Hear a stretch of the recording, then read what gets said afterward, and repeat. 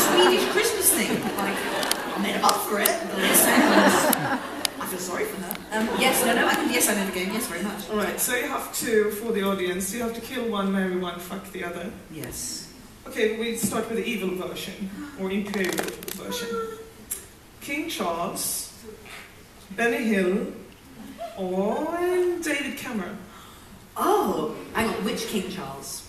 Presidents. Oh, what, Prince Charles? What, our Prince Charles, or have you got one here? No. Oh, right, oh yeah, okay, him. Ours is... Okay. Is he better looking? Okay, Little bit. okay. Yeah. God. Yeah.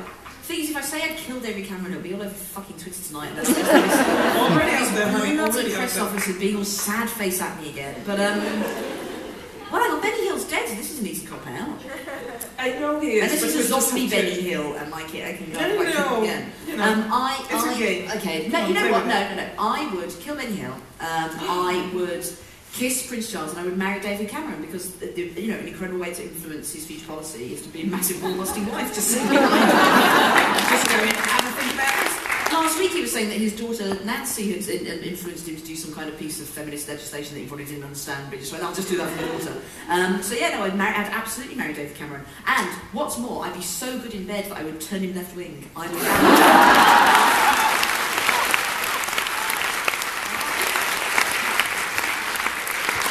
fuck socialism into that man. On Twitter. I did once convince myself that there was an appalling writer who I can't name that I convinced myself that I would, if I had sex with him, he would become a better. Actually, this is far too long a story. No, I can't do that. It ends up with me having to break into my house off my face in cocaine at 4 in the morning after having failed to fuck this terrible writer into being a better writer. It's, it'll be in the next book. The full version will be in the next book. Looking forward. Also, like that you said, kiss King Prince Charles, not.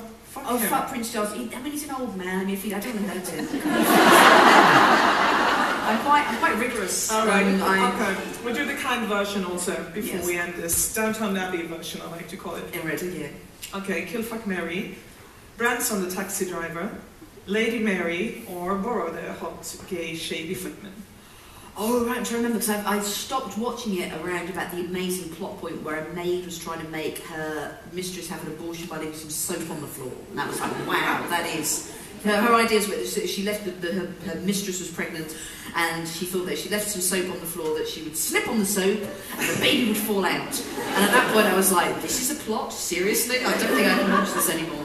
Okay, oh, I seem to remember. Is the evil one that you mentioned last? Was he the one that's really camp? Is he the gay, really handsome one? Yeah. Oh, I love him. I want to marry him. We could bitch around town. That'd be fun. Okay. So I'll marry him, and what are the other two? Well, Branson, the taxi driver, the hot taxi driver, him, Lady Mary. Yeah, you have to kill Lady Mary. Oh no! The thing is, though, I went for an amazing night out with Lady Mary. We went to a nightclub. Me, Lady Mary, and handsome cousin Matthew, and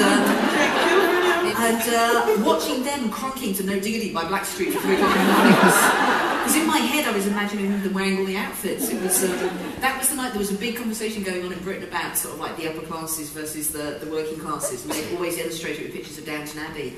And I'd been in a bar with handsome cousin Matthew from Downton Abbey for about 4 hours.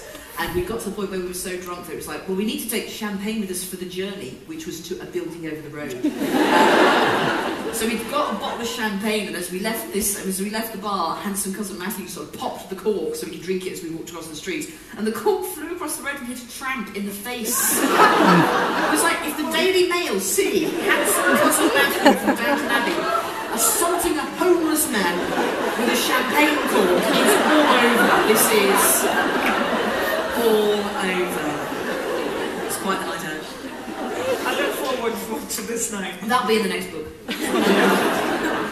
Kathleen, we should end this. We have like a minute before we go. So, are there any last words for the audience? What do you want to leave us with? Oh my God! Well, if you think I'd fancy you, do come and have that kiss. I like nervous Jewish men. I like men with the build of Father Christmas, and anyone who look like Benedict Cumberbatch. So if any of you recognise yourselves in that description, male or female, come up and I will do you.